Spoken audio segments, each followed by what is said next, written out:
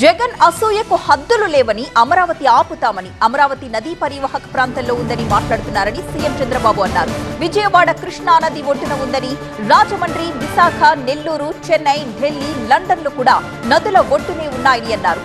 ఎక్కడ నదులుంటే అక్కడే నాగరికత అభివృద్ధి చెందిందని, ఈ అవగాహన లేని వ్యక్తులు రాజకీయాల్లో ఉండడం దురదృష్టకరమన్నారు చంద్రబాబు.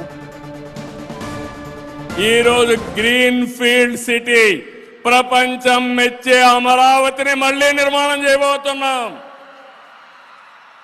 కొంతమందికి అర్థం కాదు, అసూయకు కూడా హద్దులుండవు.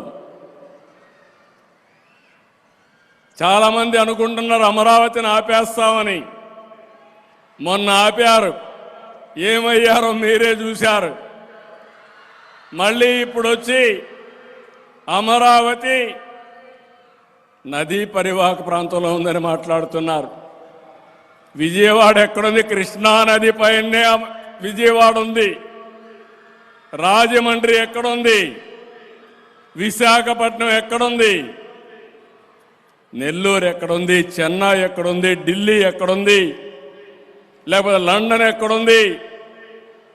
ఎక్కడ నదులుంటే, ఎక్కడ నీరుంటే అక్కడ నాగరికత డెవలప్ అయింది తప్ప వేరే ప్రాంతంలో కాదు.